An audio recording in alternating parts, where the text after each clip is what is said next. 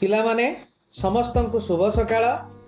आज आम तुम साहित्य बहीर गद्य विभागर बनवाणी विषयटी पढ़ा। बनवाणी विषयटी पढ़ा पूर्वर विषयटीर लेखक परिचय और पृष्ठभूमि संपर्क में जानिबा। बनवाणी विषयटीर लेखक हेउछंती उत्कलमणि पंडित गोपबंधु दास। से पुरी जिल्लार साक्षीगोपाल निकटवर्ती सुआंड ग्राम 1877 मसीह अक्टोबर 9 तारिख में जन्मग्रहण करते। सत्यवादी वन विद्यालय रे शिक्षक भाव तांकर त्याग ए जाति भूली पारिबो नाही।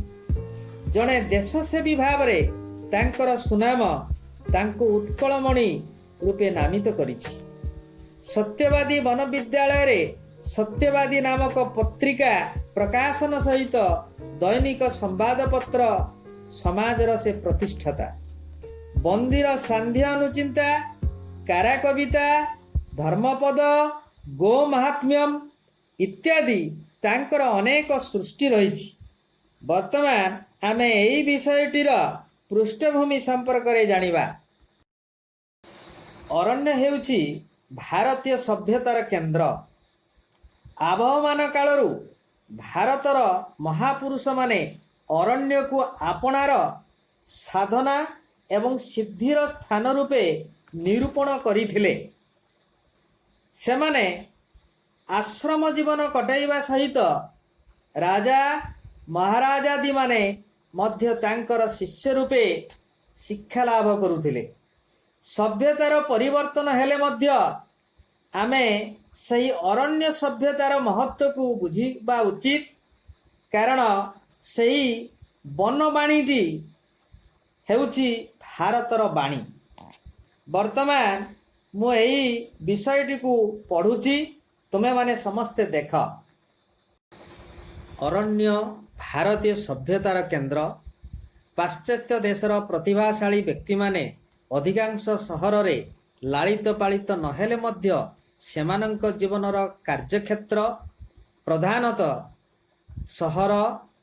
पाश्चात्य सभ्यतार प्रभाव रे वर्तमान भारत जहा हेउना कहीं आबहमान कालरू भारतर महापुरुष माने अरण्य को आपणार साधना एवं सिद्धिर स्थान रूपे निरूपण करथिले। भारतर जो समस्त तत्व प्राचीन काल रे पृथ्वी को आलोक देइथिला, अद्यापि जहा भारतीय सभ्यतार मूल भित्ति रूपे विद्यमान, से समस्तर आविर्भाव वन प्रदेश रे।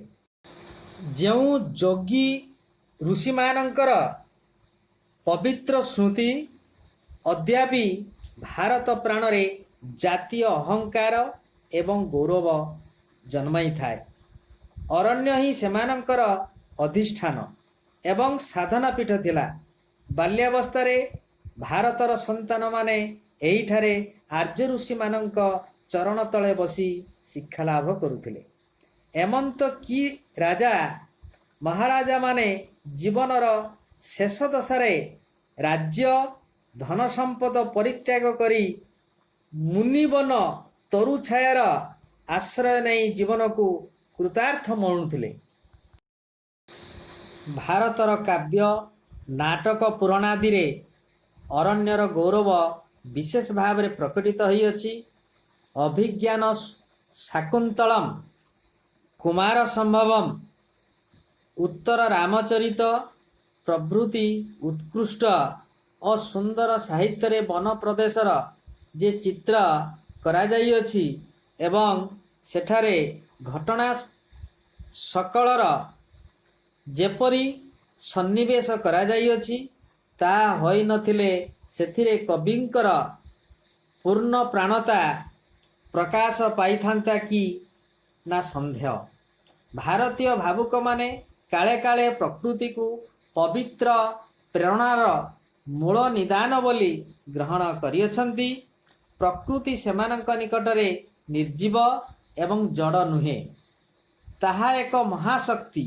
सेमाने प्रकृति सहित एही घनिष्ठ मिलन द्वारा विश्व प्राणरे निज प्राण एवं निज प्राणरे विश्व प्राण को अनुभव करि पारुथिले।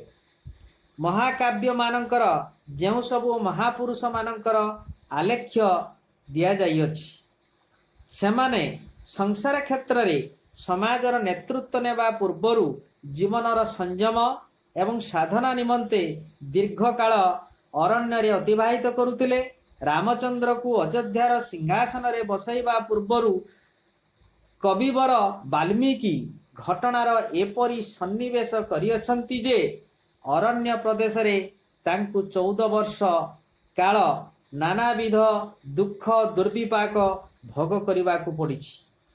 यह अवश्य निरुद्देश्य नुहे, कारण एही भली अवस्था रे न पड़िले जीवनर वास्तविकता संबंधे मनुष्यर यथार्थ ज्ञान जन्मे नहीं। महाभारतर पंचु पांडवंकु मध्य राज्य लाभ पूर्वरु अज्ञात वनवास रे एही परी दीर्घ साधना मध्य दे जिबाकू पड़िछि। के जानी अरण्यर तरुलता श्रेणी भारतीय भावुक कानरे की नीरव वाणी कहूथिले। पवनर सन सन शब्द, नदीर कलकल नाद एवं विहंग कूलर कोलाहल सेमानंक प्राणरे की अपूर्व भाव जन्माउथिले जे सेमाने वनस्पतिर महात्म्य प्राणरे एते अनुभव करुथिले। आज अवश्य सेदिन नाही। भारतर सभ्यता और चिंतार गति केतेक परिमाण रे बाहिक प्रभाव रे परिवर्तित होइअछि। से ऋषि आश्रम नाही, शत शत शिष्यंक वेदध्वनि रे वन प्रदेश मुखरित हेउ नाही।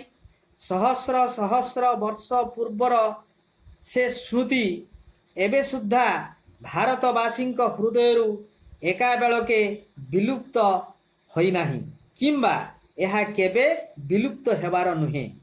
वनवाणी ही भारतर वाणी, यह ही ए देश सभ्यतार विशेषत्व।